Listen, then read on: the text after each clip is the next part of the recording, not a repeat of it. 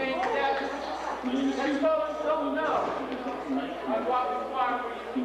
Because of this gun quality of my youth. My youth, Lord. You. I'm flunking count. Dad? Where's the wig?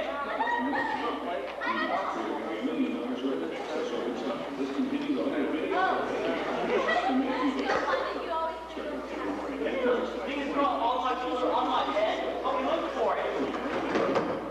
10 minutes, and I still can't find the wig. This is... You know what I think is awfully interesting? You never used to feel like you know where everything is, even if it's just a bit nervous.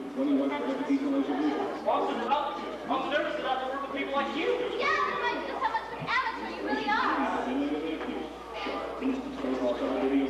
My darling Eurydice, you give me such a lucky nickname. You're such a je ne sais quoi, such a tour de France, such a long day bloom. Where the hell is the wig? I wouldn't have given him that wig for it.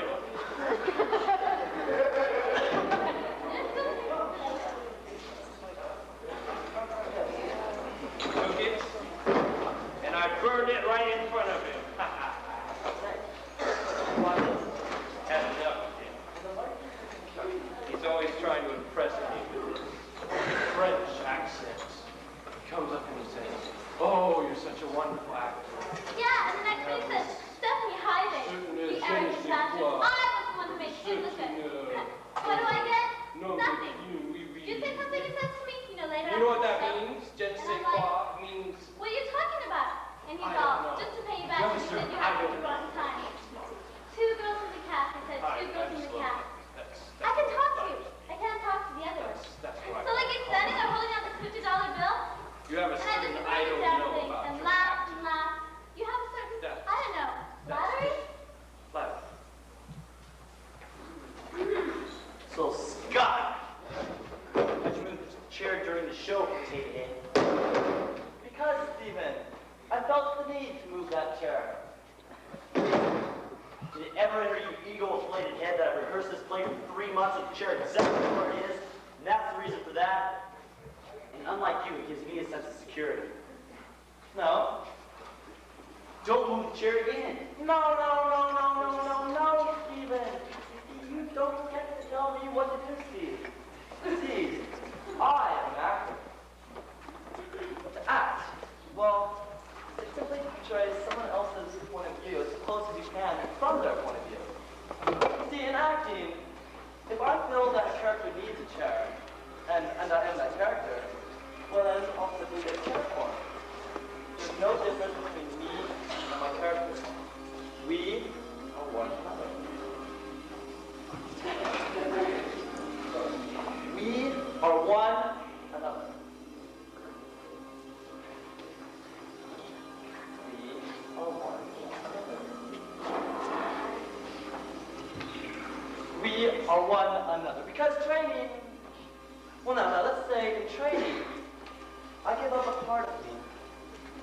And I need to be filled up again. It only seems to happen on stage. I mean, being someone else. That's good. Are you going to do it? When you put me on the spot? Not turn around. No, never turn around. Never Never. break character. I never broke character. Drop your line. No, I've memorized my lines. Everybody drops a line. It's inevitable. Not me, never have, never will. Go up on your line. I don't go up on my line. Trip over the set. No. Fall off a skateboard. I don't fall off skateboards. Turn around at the wrong time. No, didn't do that. Turn around at the wrong No, time. I've never turned around at the wrong. Scott, you're the worst actor I've ever worked with. You don't have a line that's playing straight around to the main character. If you ever move that chair again, by God. So she came bouncing up to me with her hair all aflutter, and she said, "I'm the only girl in this whole play. And I really like to know that, Mr. Heller, by casting you as the main character is really great. How do you do it? I mean, make yourself like Orpheus." And I said to her, "There's only one professional way. You develop your character so that you look as if you feel the part. You never really feel it. That's method acting. no truth in it. I'm the Orpheus and you're the man on the moon. And so I rehearse in front of the mirror every night. So I have every gesture down right. And I do it the same way every night. And that's the technique. You don't feel it, you look at it. And that's the way it is. And I stand the same way every night. And I walk in the same way every night. And I sit the same way every night. And if you move that chair, kid, by God, I'll kill you. Okay, this is it. What? What? You're right.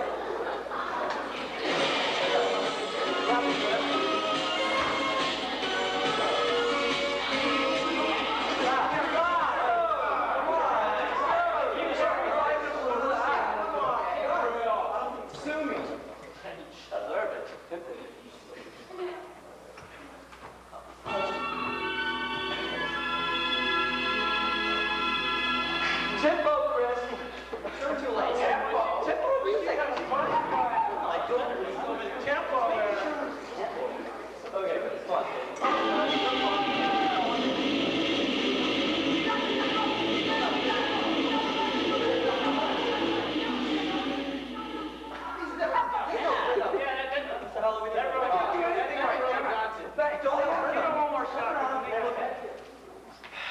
I think it's a tight. It's like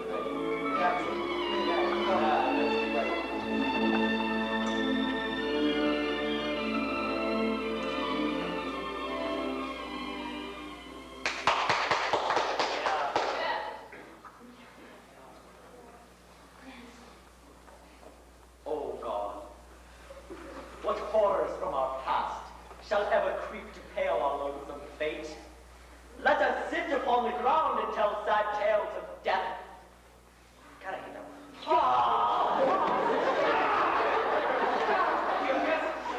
Doesn't make any sense.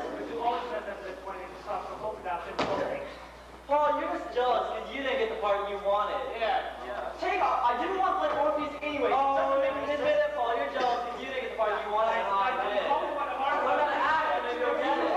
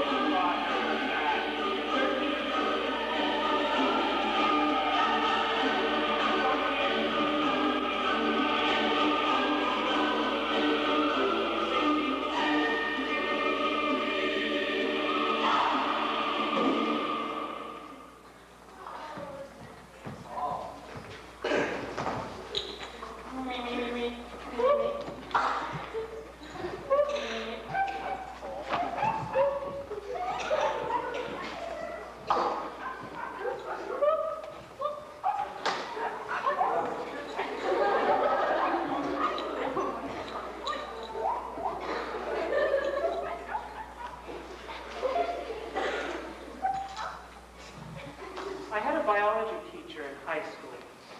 He taught us all about the animal kingdom. And I understood all about the euglena and the one-celled animals and the invertebrates. But what I couldn't understand, when we got to the sea creatures, was what the sponges thought. I was puzzled as to how sponges sense their lives until I read National Geographic.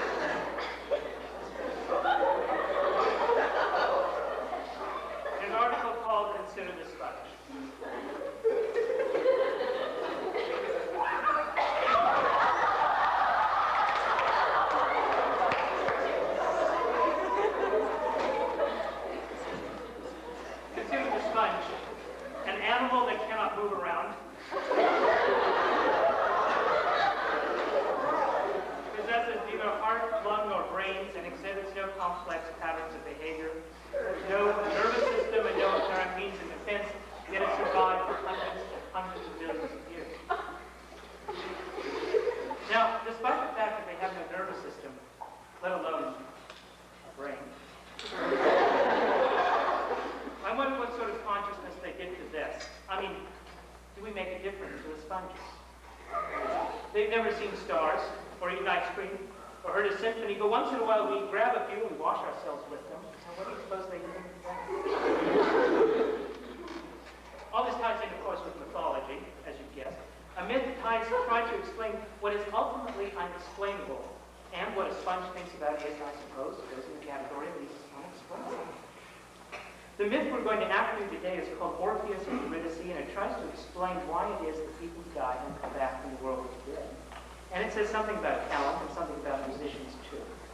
Here's the story the Greeks told it about 5,000 years ago. There was once a great musician named Orpheus who played the lyre in a small harp.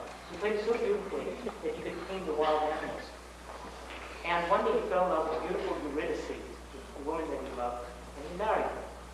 Eurydice had an affair with a man named Aristos, and together they went out into the fields and made love, and one day she lay down with him, but she lay down on a snake. The snake bit her, and she died. She was taken down into the underworld by Hades, who fell in love with her himself and kept her there. Now Orpheus was so upset by this and so full of love for Eurydice that he went down back into the world of Hades. He asked the gods to come to him. They gave him permission. He went down and he asked Hades if Hades would allow him to take Eurydice back, and Hades said yes. So taken was he by Orpheus' love. He said, yes, you can take Eurydice back if, as you walk along the path up to the world of the living, Eurydice does not speak and Orpheus does not turn around to look and to make sure that she's there, to make sure that the loved one is still there. Well, they start walking up, and Orpheus is playing the lyre, and Eurydice is very patiently walking behind him. And all of a sudden, the last minute, Eurydice trips, and Orpheus turns around, and of course that's the end of the story. She goes back down into Hades forever to live with the gods of the dead. Now, it's certain that Eurydice remained dead, but a lot of it is not at all certain. For example, did Eurydice really love Orpheus? Was their marriage on the rocks? Was Eurydice faithful? Was she seduced? Did the gods of the underworld really want her to stay? What other instruments did Orpheus play? And what would the myth sound like today? Who are the modern Orpheuses and Eurydice?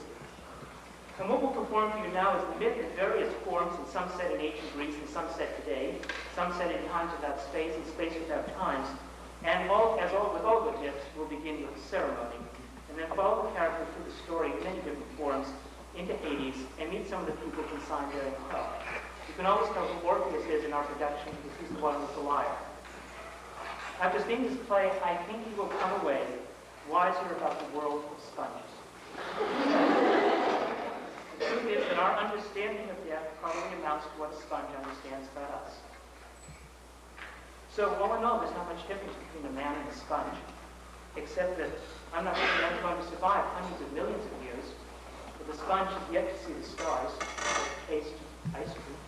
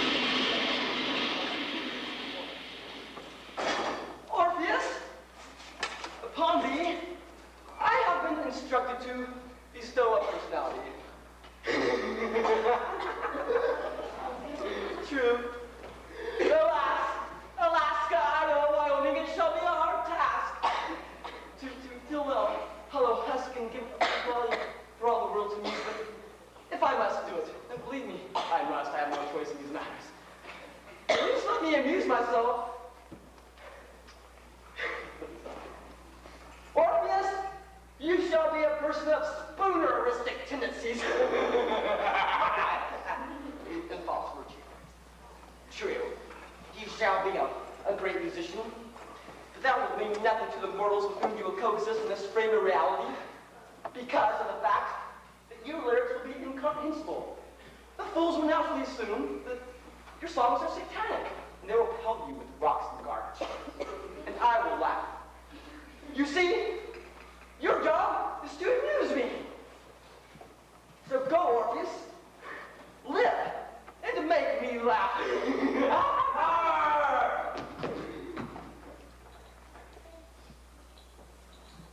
Orpheus,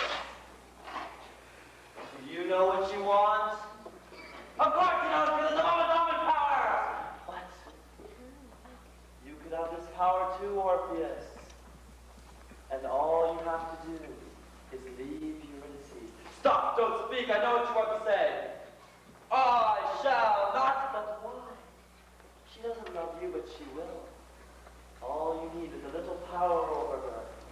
It works. I myself have many female slave servants ready and waiting when I need them.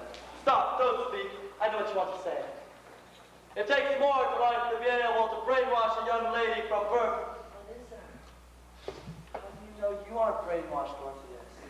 Programmed to believe everything around you is good. How do you know this funny thing? Stop, I know what you want to say. I know it's real because I see it, I can identify it, and I can touch it. Can you touch it, Orpheus? Go ahead. Think about it, Orpheus. Power.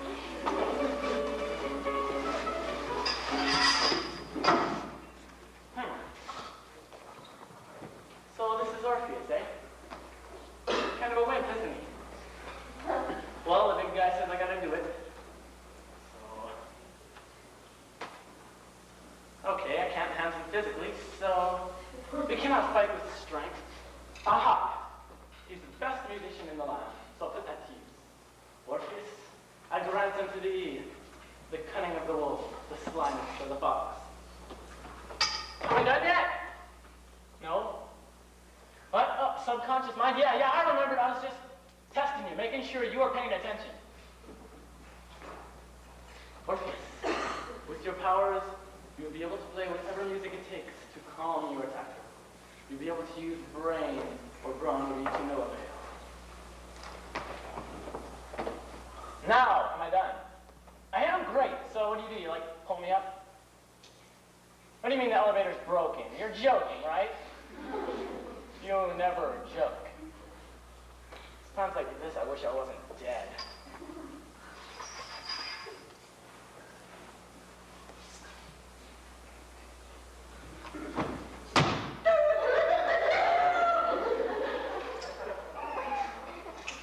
For the ceremony, shall we consult the sacred scrolls?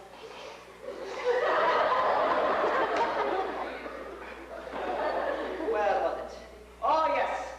Hear ye, all thou that doth do such thingies. I forsooth to forsake a tooth of a rodentia gardenia, a lavapusia, etc. Very good. What this all basically comes down to, Orpheus, is that I have to give unto thee a personality. Very good. Now, I shall like to give you the personality trait of being an awfully nice guy who can play the lyre awfully well too. And for that you will need a lyre, right? Yes! Here is your lyre to play. Oh no, it looks like it's about that time where people are starting to wonder what the hell this play is all about. And now for something completely different, a man with no sense of direction. Orpheus, your responsibility is to respect your trust. You should be placed on a platform high above a pit containing a ferocious lion. There should be a net to catch you before you are pushed off your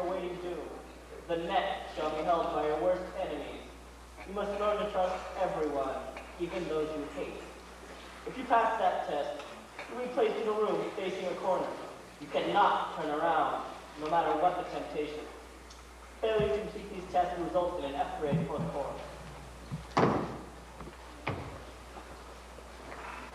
Orpheus, this will help you on your quest. In the end, you will discover its meaning. You see, this here Betty is no ordinary dream.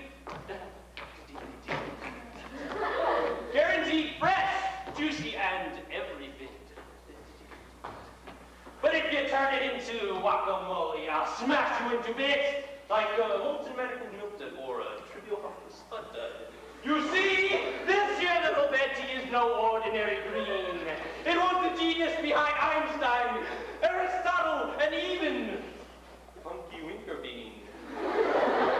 So if the force be with you and you sputter, squabble some sounds, just go by the codes of fate. And remember, this veggie, renowned, adaptability. Remember, I will never leave you or forsake you so long as you keep this thingy. So don't be tempted to eat it, lest you expose yourself as dingy.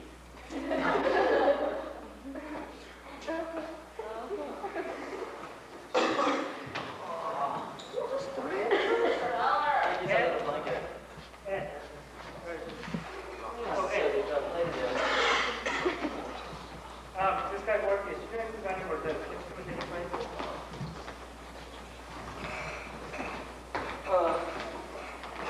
Well, I think he played the triangle. He used to help elevate consciousness of mankind in general. Thank you. Scott. Huh? Orpheus, the instrument he plays. You know anything about it? Yeah, the only instrument he ever played was the Remington microphone shaver because it distorted itself. Scott, the instrument that Orpheus plays. You know anything about it? Oh, yes, dear. You remember Orpheus? Oh, great young man. Oh, the only instrument he ever played was the harp, and he played it. Yeah, remember, dear? Remember he played it so terrible that we barfed all over each other. Then we licked it off. No, man, I know you do, okay? He played the harmonica right, but it always screwed me off so bad. You see, I had no idea how to play the thing. Steve, Orpheus, you know anything about it? Yeah. The only instrument he ever played was cymbals. Yeah, that's all he could afford. The only instrument he ever played was triangle. Yeah, he couldn't even throw with the mouth, yeah. The only instrument he ever played was a cheese grater, and he'd play his fingers to the bone. Only instrument he ever played was the Jews harp, boy, could he play. The only instrument he ever played was the dog whistle, and nobody heard a damn thing. It was a Taco Bell straw, but he did it. No, it was the dog whistle.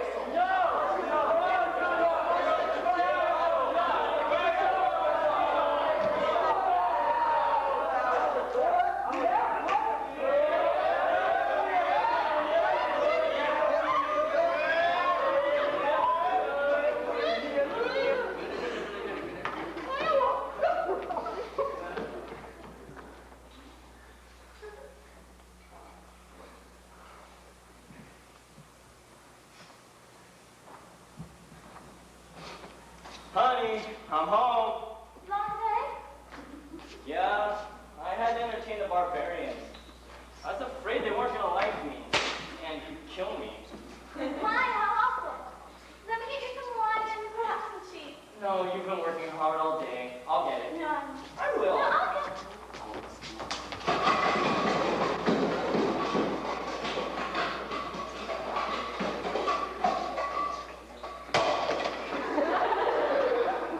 Well, would you like some olive juice with our cheese?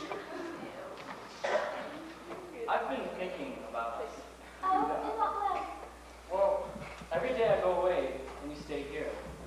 I feel like I'm neglecting you. So tomorrow, I want you to make arrangements for a second honeymoon. Sister? There's something else. I want you to know that I love you, and I'll always need you. No man, god, or beast is gonna come between us. I love you. We'll always be together. Nothing will ever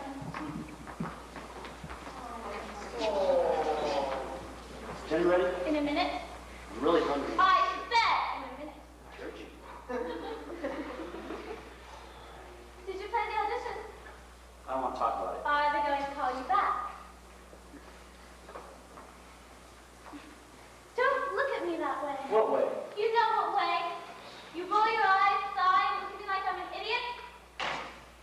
Who pissed in your Wheaties today? Shut up. All you musicians have foul mouths. Oh, God. Damn it, Orpheus, I'm tired. I spend all day making a good home for you. I cook and clean, as well as watching the neighbor's kids, taking in laundry to support you and your son's friends. Then, you come home and demand dinner. All I want to know is when you're going to get a paying job. Eurydice. You sound like Homer Flintstone when you give your isolated hot stove speech. You don't understand. I'm a musician, not a TV repairman. I'm an artist. You can't rush art. I need a job that won't constrict my creative flow. You need to find a job that will pay all money flow. Orpheus, we're barely getting by. The sun is starving, I fit.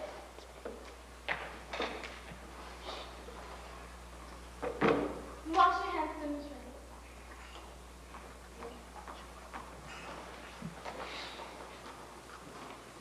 What's that? Food? The only edible kind we can afford without you drinking up all our money. Well, I'm going to order the pizza and have guys number 12. No, you're not. Hello, I'd like to order a large pizza with yak cheese, black olives, and linguiça. Yeah, Give me some money. I don't have any. I know you have some money. I said I don't have Where's any. the money? Give me the money.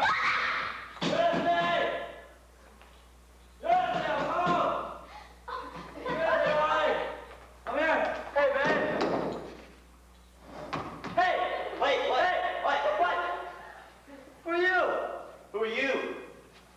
I'm Orpheus. Eurydice's husband. Who are you? I'm Steve, Eurydice's boyfriend.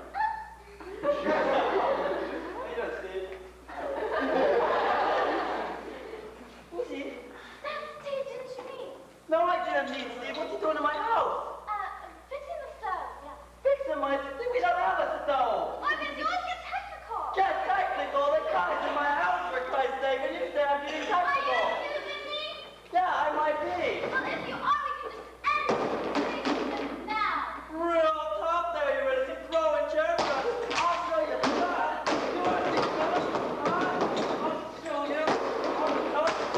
Hey, what's going on around here? Eurydice's freaking out again. Well, I think you're freaking out. That's for sure. No, I don't think you get to tell me what to do, Steve. You see, I am an actor. I'll take it. Eurydice, 1 year ago, you walked into my life. And now you walk. I don't need her. I can care less.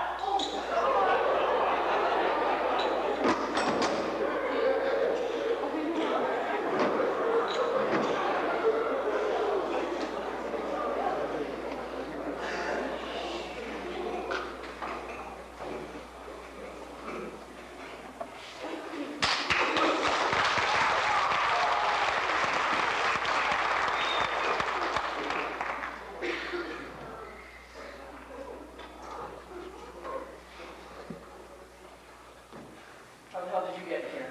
I used the door. If you haven't noticed, it's the easiest way. Well, what are you doing here? I sure as hell didn't invite you. You I'm have- busy now. Could you please leave? You haven't changed, Orpheus. You're still as nervous around me as you always No, I'm afraid you're the one who hasn't changed. Always showing up at the wrong moment. You're always slow one for causing trouble. You're still afraid of reality, aren't you? Just what is your chosen concept of reality? That you still love me and you wouldn't do anything to hurt me. You want to try it? You don't know. You have got a severe ego problem, my dear.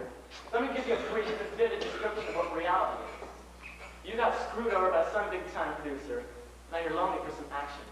You come waltzing back into my life. I'll be honest with you. I was happy to see you for about a tenth of a second. And then your purpose dawned on me. Now that you say you want me back, I can honestly say I don't give a damn. You see, for people like you, reality is a fantasy.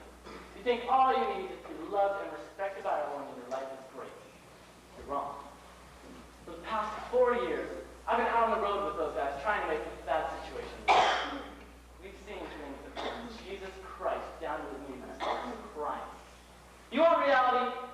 dose of reality you will never forget. Out there on the street, 13-year-old hookers. What about those poor people who live under nothing but the cloak of the sky? Skies just laugh back, and then they wave flags of toxic waste no one can capture. It kills these people little by little every day. Is there more to this? I'm really enjoying the hell. I belong out there with those people, whether you believe it or not. In a sense of it, me and the guys step up on stage, we're exploited to the fullest. And are no better than a 13-year-old hooker. We go out on stage and we perform to those people. Then we take their money.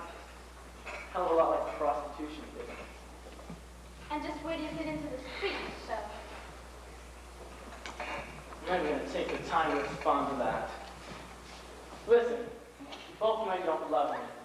Why don't you do both of us a favor? See the door you crawled in first? It has hinges. Those hinges open both ways. When you get the door open, start walking. Keep walking, don't ever look back at you this place again. You can go ahead and say I'm out of touch with your people. Or at least I'm in touch with the important things. My heart and my family. You count on me. I don't ever want to see you again.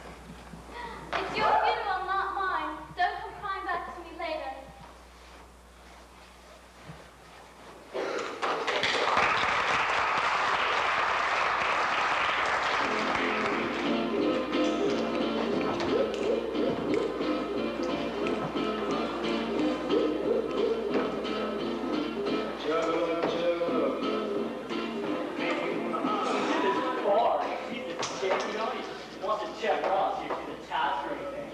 Walks over to her, you know, she said, like, she's seen this musician, very hot just now. He goes, oh yeah, like, what band? And she said, Emmett Otter and the Jug Time Band. And like, you know, he's pretty impressed, but he said, like, where's the guy? Isn't any around? And she said, he's too wild for, you know, drinks a lot. You know, from the way I understand it, she was a little shy at first, but she kind of warmed up the idea with some good old American cash and vibe to the right one, you know? And then the way I heard it, a week, not even a week, car accident, bam! She went just like that. No, you met her where the band was playing, thought she was a groupie. And she said, no, I'm Orpheus' wife, you know. But he wasn't put off, because it looked like she wanted to talk, so they started dancing. He says, hey, I could probably get you at the Coliseum. And then she breaks out with, the marriage is really rocky, and if you get that concert, it would save the whole thing. And she'd be really grateful. And he says, oh, grateful? And she says, really grateful. Let me do anything, I mean, really hot and heavy into it. She gets in that accident. I mean, just like that. Come on. Nope. I heard she met him at a picnic. He may have said some funny things to her, perhaps slightly off color joke. I don't think so. Knowing him, he probably tried to look at the dress. That sort of thing wasn't his style. You could see very suave, very sophisticated. He sounded like he was a man from Harvard. Or something like that. So he probably promised her a life of scholarship. I don't know this is certain, but it's what he used to promise all the other girls he ever met. And all the other finer things of life, watches and rubies. And then she said, I'm married. That was the first time I'd ever seen his speeches. I don't think we ever saw her again. Well, the way I heard it, you pretended to be a shepherd because in that part of things, almost everyone's a shepherd. At least wanted to be a shepherd. It's a very distinguished position. Now, I think she was lonely. You know, her husband, Orpheus, playing his musical instruments all the time, and paying attention to her. I don't think it was very hard to do. Well, anyway, I don't think no way to persuade her. She probably went along quite willingly. But it turned out to be the worst mistake of her life. She laid right down on his name.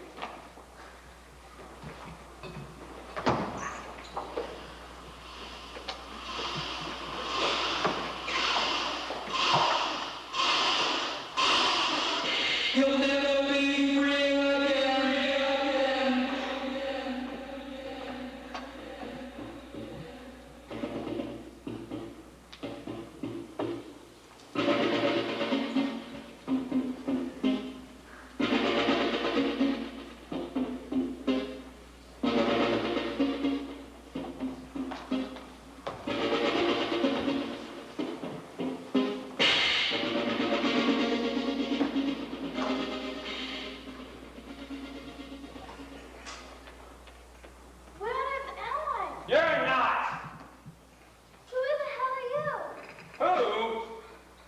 Mr. Numero Uno, the big cheese, the big toe, creator and ruler of all in Jutridge line. Hello. Well, I'm afraid you're going to have to wait a while. What? Your big baby. With you, I can have Orpheus at my mercy. Well, what do I do while I wait? Must you ask so many questions? I know. Why don't you go play with the jam?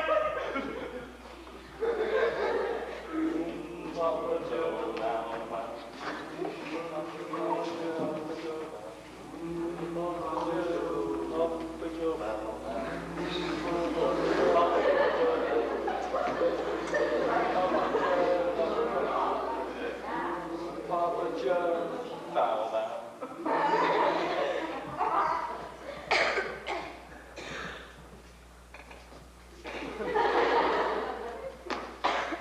Looking for a Papa Joe private eye. Yes, my son, that is I. I am Father Joe, Private Eye.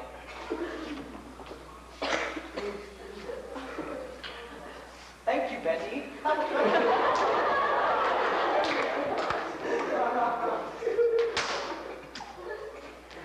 may I help you? Well, you see, Father Joe, sir, I have reason to believe that my wife, Eurydice, has been kidnapped. Well, I'm truly sorry, but we only deal with holy keepers. That's just it. I have reason to believe he had something. You mean Satan?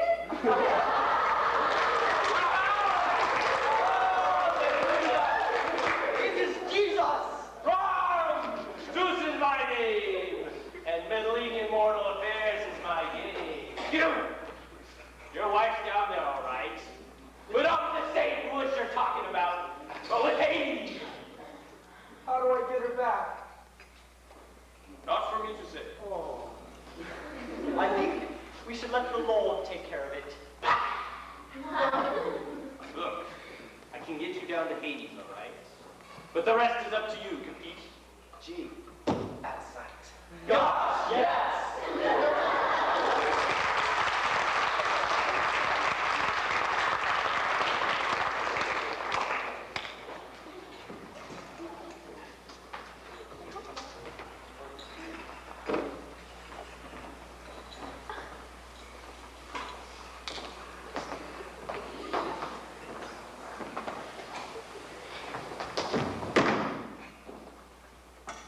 What are you staring at?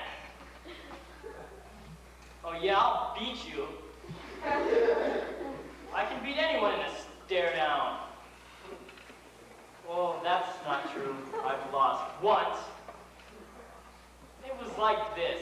I was on the road, traveling on the stair circuit. This guy comes up to me and hands me a card and says his name's Lucifer Z Devil.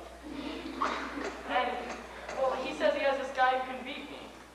So, all I have to do is bet my soul. And if I win, I can have any of my wishes granted. Me and this guy will go at it for 5 minutes, 10 minutes, 15 minutes, a half hour, an hour. And then I blinked. I blinked. And then I found out the reason this guy won was because he didn't have any eyelids.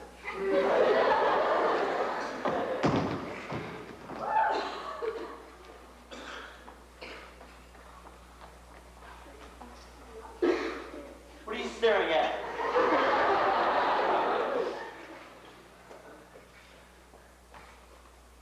What do you mean, flush it?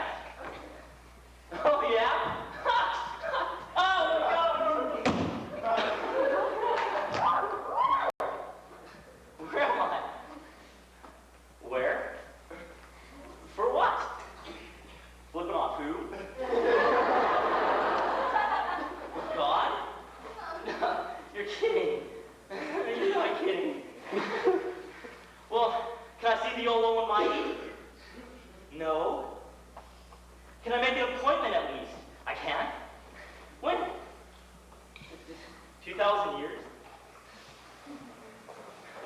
Well, what am I supposed to do till then? Jumping jacks? You're, oh. Okay.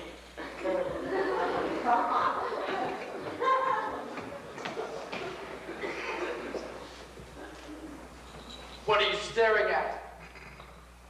You staring at these? I lost them when I was young. I remember it perfectly. I'd say to myself, so this is life, huh? Big deal. It was the same day after day after day. Only after I lost these did I realize I'd brought that on myself. Is it always like this? So I walked away and I grew old. It gave me time to think. More time than I ever need. I fought with hatred. Hatred for everything that I couldn't see or understand. Stop staring at me! I can feel your eyes on me. So this is where I am now. These are my possessions. Nothing. Give me your eyes so that I might see. Please. Talk! God damn it, talk! This is all your fault. The staring, the paranoia,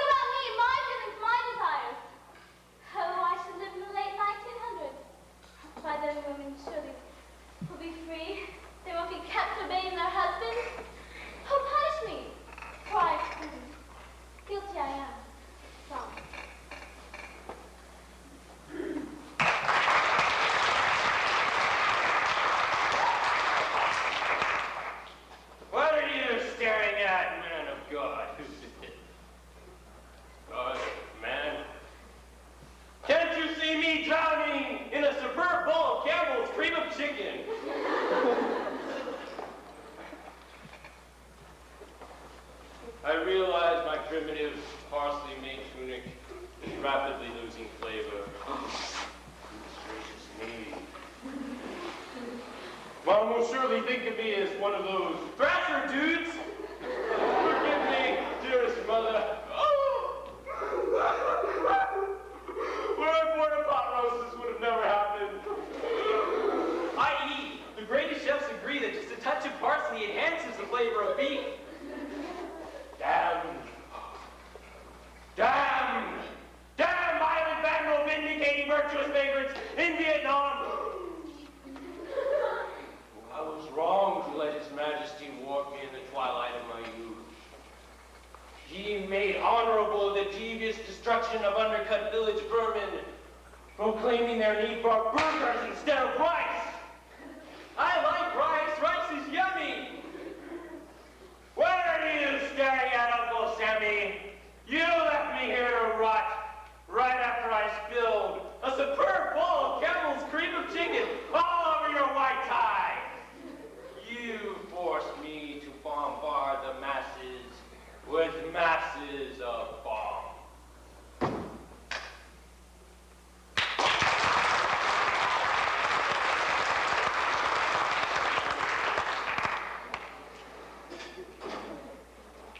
What are you staring at? Don't look at me like that. It's as if you were looking through me. No one ever ignores me. How dare you? I'm an important man. Everything I say affects someone's life. Whoever's behind this, I'll find out. And they'll be ruined. I have friends. I have contacts. I can have people important to you hurt, maim, kill. You'll be sorry, I swear to it. I've got money. $100 is nothing to me. I've got millions. I've got billions. Did I see you move? For God's sake, Blake, move! Do something. I will not stand for being ignored.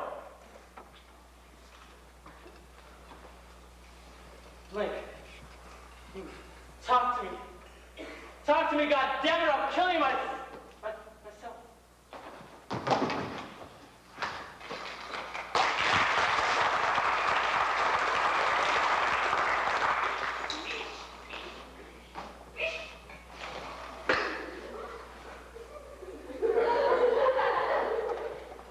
What are you staring at?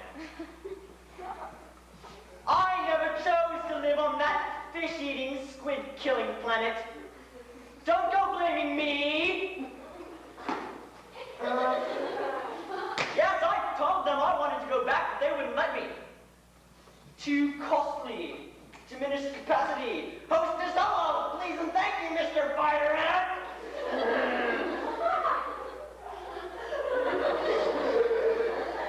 So I got some spiffy new clothes.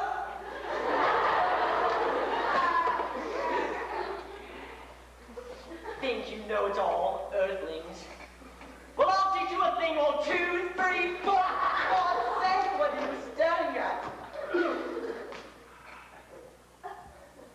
I'll teach you a thing or 2, and if you disobey my wish, I'll kill you all to save the fish. Interstellar travel. Causes. Racism, religion, war, famine, racism, sexism, vivisection, and Diet Pepsi.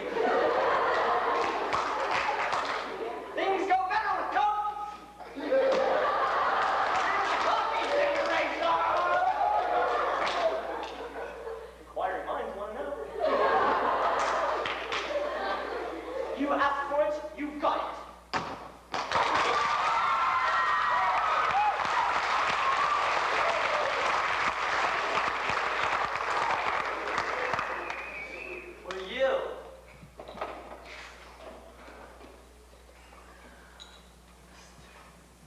Staring at the mirror. So good. You see an image of yourself. Is it really you? What are you? Are you this? Or are you this? Or like, oh my God, I'm so sure. Are you like this?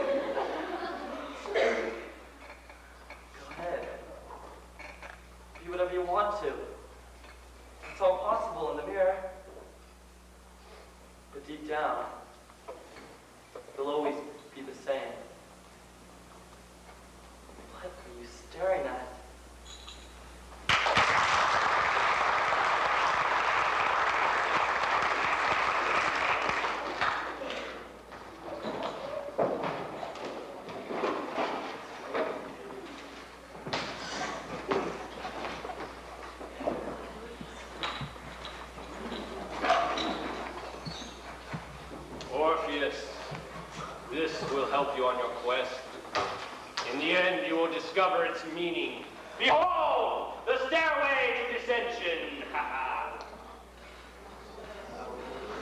Excuse me, sir. Let's do. Here we are. Nice. Very nice. Now that I'm here in the subway to hell, I have no ticket. Oh, maybe that old gentleman over there could help me. Excuse me, sir. Yes? Excuse me, but... Oh, speak, you arrogant scoundrel!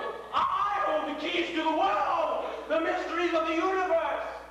Ask for and you'll receive. Seek and you shall find. Knock and the door will be opened unto you. For what man would give his child a ravenous, man-eating rapscallion monster when he asks for a fish? So speak, be not shy. Old man, get a hold of yourself. Now then, where do I find a ticket? A ticket you seek! You can't find it here, for the ticket you need is costly and dear. You've waited so long. Behold, time exists no more. And now I must be going, for this conversation is quite a bore. Oh, look for the chief usher. He'll be wearing a white tie. Best of luck. See you later, guy. Chief usher, white tie. That's no problem. But I won't have to worry about it, because here's a ticket right here. Number 2A. Let me see. Yes, this must be it. No. Sacred avocado. Oh, smushed. It's so... Oh, yuck!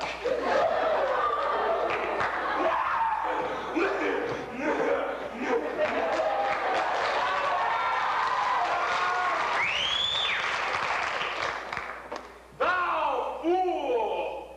Thou hast abandoned my tool. For this ye must pay. But not today. I'll give you one more chance, bud. Don't blow it or your name will be Mud. Mud. Oh, no. Excuse me. Aren't you Orpheus?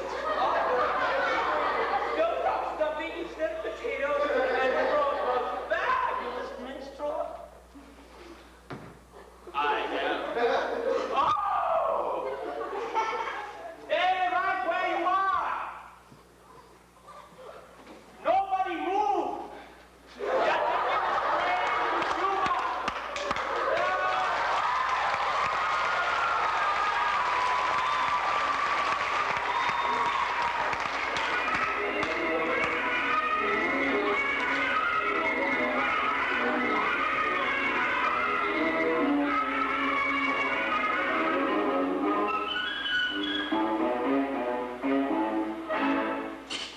Hey, nobody can pass. Hey, that's what. Shut up. Excuse me, but I'm trying to get to Hades. Can you help me? Well, you go down these stairs here, and then you take a little left. Oh, what did you left for? You can't go there. Yeah, we're service. Guarding the gates to Hades. Cerberus. Hello.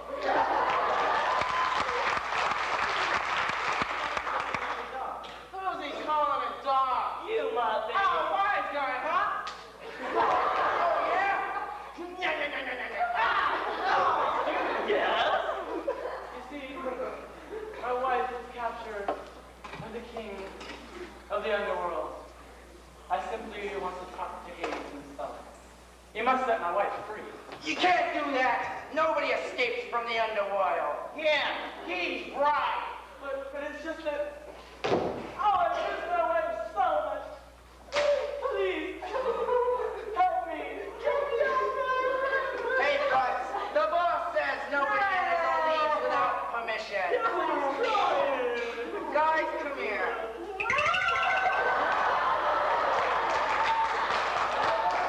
Yeah?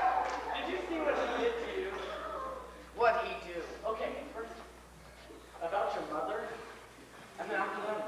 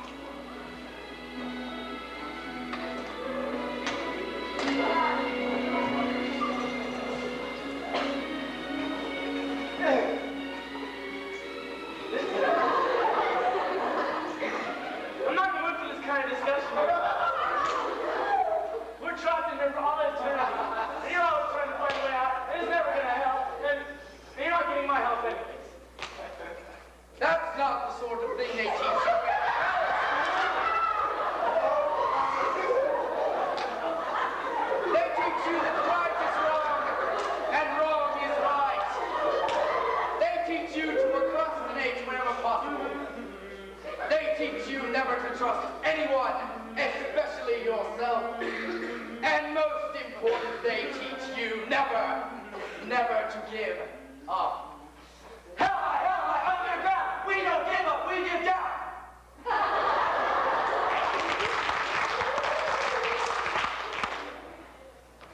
You're right, you know. We're trapped. There's no way out. Help. Okay, we give down. Let us out.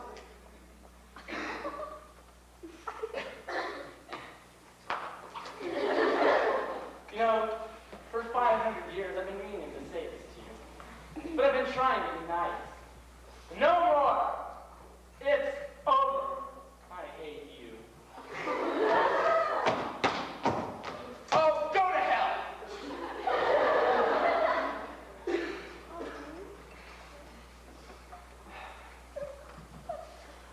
I've been thinking. Maybe we could be a little more adult about this. Let's sit here and talk the whole thing out.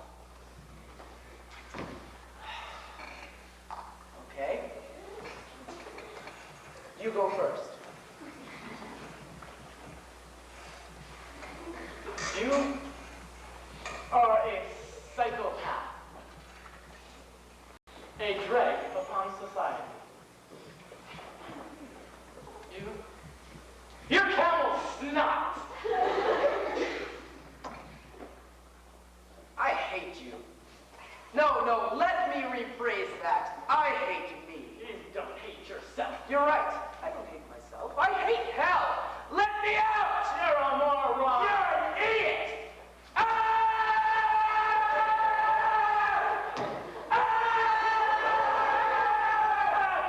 Oops. Oh my God! Ah! Jeffrey!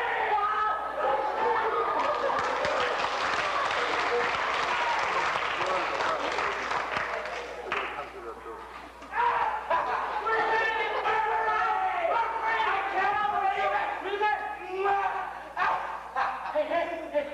What? It's the same room. And the door. Is closing.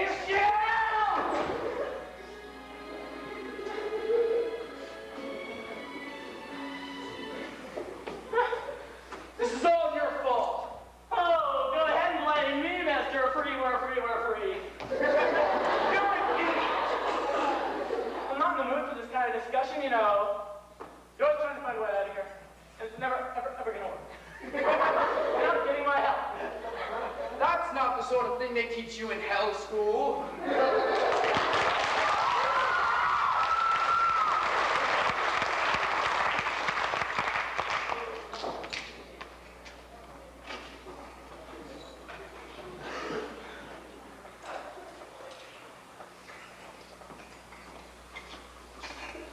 Well, it looks like I made it down. Hello? Is there anybody here?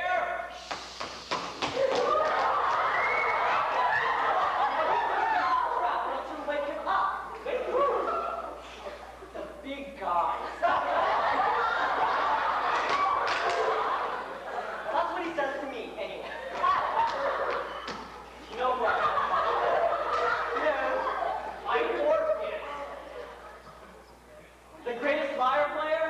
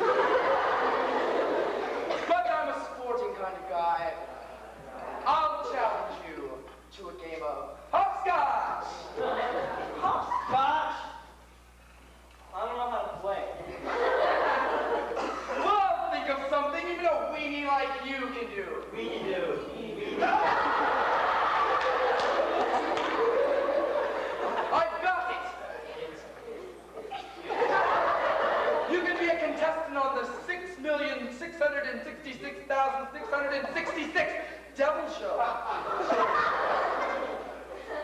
Tell him, Bob. That's right! And if you blow it, you'll be the Scrooge of life.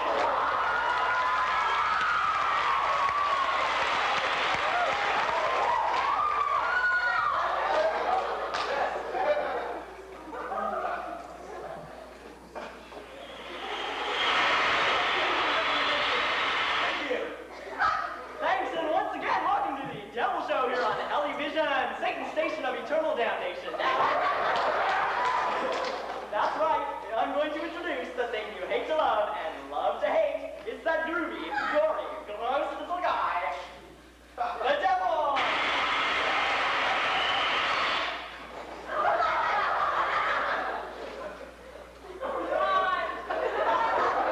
Scum of the earth.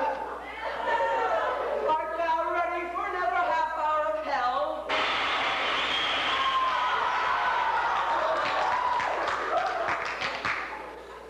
Bob, why don't you refresh these plebeionic scum where we left off last week? That's right, idiot scumwads of the earth. If you remember correctly last week, Orpheus here has ventured down through the gates of hell to find and save his long-lost love, Eurydice, from the evil, gory, grotesque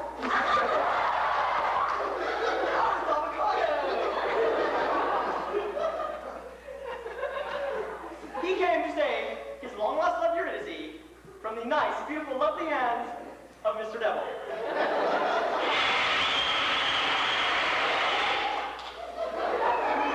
He made a delicious, delighting, yet justifying deal with the devil. He decided to become a courageous, courteous contestant on the Devil Show. That's right, ladies and gentlemen, it's the new Devil's Dating Game.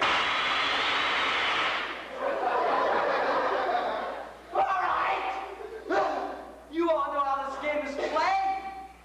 I've asked Orpheus's love 10 questions. Shut up. 4 questions. All she has to do, he has to do, is answer 10 correctly. Who is staying here? Answer 10 correctly. Then he can take her home to the real world. Question number 1, Orpheus!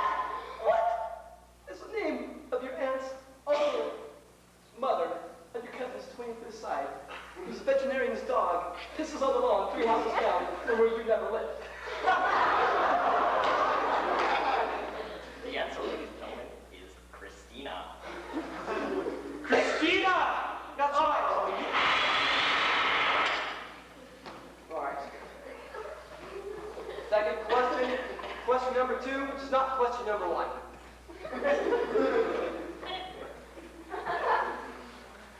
How many times have you touched your wife's left pinky? The answer is 62,409. 62,409! Right. Yeah. No more applause! Can it?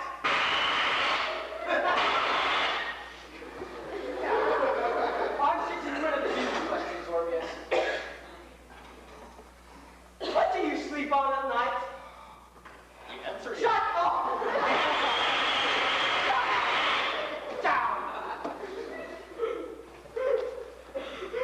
I just really know now. Wrong, Orpheus. The answer was... Amen. 10th and last question. Shut up.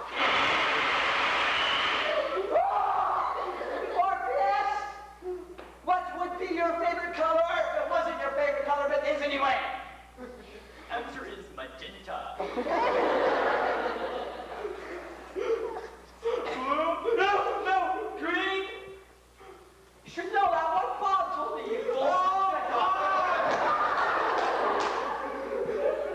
stop throwing your head into trouble. Look, I'm going to give you another chance. Just because I'm so evil. Bob, come here. Tell him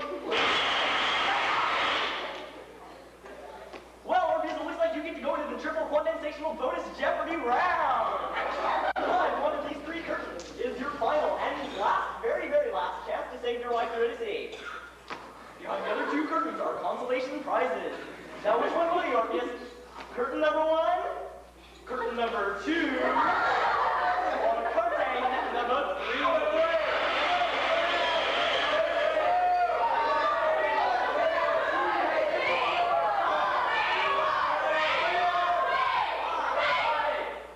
It's got to be behind number 3. Hooray, yeah!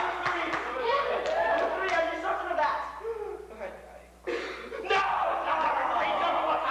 Number 1. Number 1. Are you sure it's number 1? Number 1. Okay. Before we show you what's behind curtain number 1, we're going to show you what you could have won. Stephanie? Show us what's behind curtain number 2. Yes, that's right, Orpheus. It's a lifetime supply of Spam. That's what I would... Well, it was going to be a lifetime supply of Spam. As a matter of fact, it was going to be an eternal supply of Spam. The right voting exams to go sweet. What's behind, Stephanie? What is behind curtain number 2? Is it? Yes, it's a Lazy Boy comfort sofa. Television. Now, I guess we all know what's behind the big curtain number 1. Show us, Stephanie. Yeah. Listen, Orpheus, you're lucky I'm a spoiled kind of guy. I'll become a governor in a very good mood. I'm going to give you one more chance, you see. I'm going to let you try to lead your lovely wife, Eurydice, here out of hell. But on one condition, you can't look at her or speak to her. I know you're going to fail, but I'm going to give you advice anyway. I'd walk like this, Orpheus, because if you're like this, you're undoubtedly look at her. If you walk sideways, you have a 50-50 chance, if you know what I mean, and then you'll lose her forever, and then I'm going to do mean little nasty things to her soul. So good luck. Next contestant.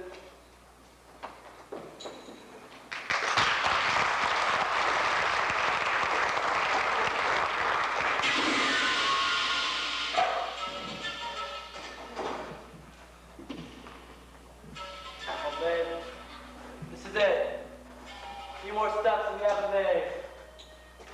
God, we'll have you relieved that this is all over. How about you, dear? Honey? Oh, it's okay. Keep quiet, dear. We'll be able to talk when we get out, right? Right? You're mad, aren't you, honey? You know, I would have came earlier, but things got hectic. You understand, right, dear? Okay. You know, you used to talk to me, Eurydice. You used to talk about everything. I remember it all. I want you to know that I'll always love you. No man, God, or beast is ever going to come between us. I mean, we had something very special here. We had this ability to be one when we needed it, and I need it now. Just talk to me. Why do you insist on doing this to me? When you get through that door, start walking. Keep walking and don't ever look back at me or this place again.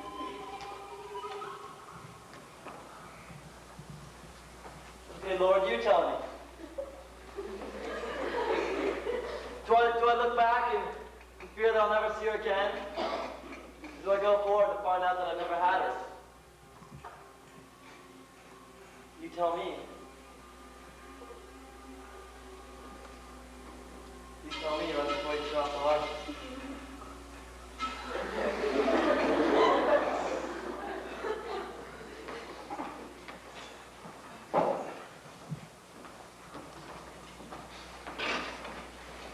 Look, I can see the exit up ahead.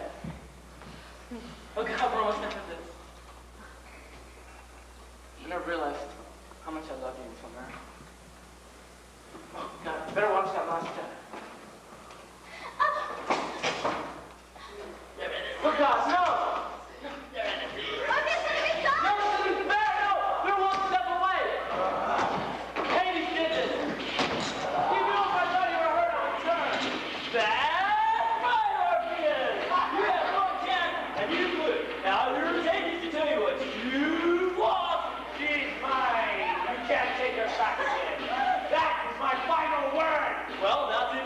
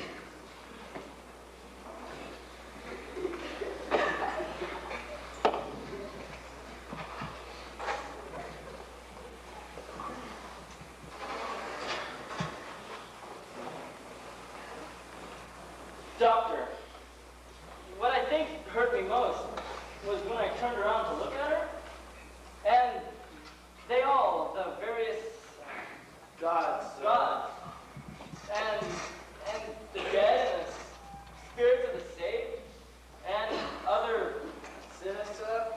sinners, they cried a striking of andirons, a chorus of confusion, hell of a lot of noise. He's turned around! He's turned around! He's turned, I believe it's around. around!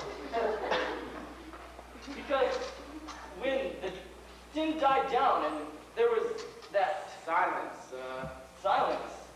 I heard Eurydice say, who has turned? But there's been no one but me in her life. Once, yes, that smut-faced, bombastic tenor, Aristos. I'd been practicing for a concert and not paid attention. I'd let her roam from my eyes. I always played her songs of love, even if I wasn't exactly arguing. Being a great mythological hero does not, in itself, make one a great lover. I may not have been a great husband, but I was a mythic hero, and the greatest musician. I played the mandolin,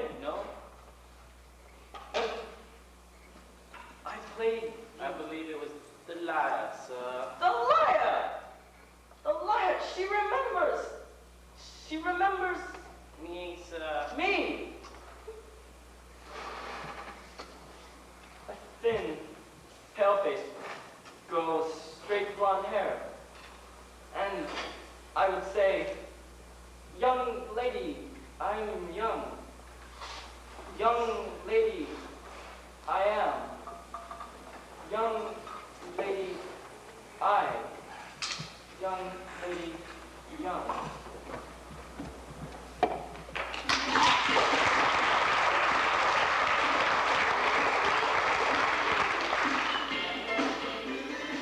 Sorry, I only heard the last scene. Here, hold your camp. Hey, Karen, quickly. Hey, you want to have a fight? Forget it. Call yourself back. I don't believe it. Really fun you guys have played 2 days. And then you have to go off and move that chair.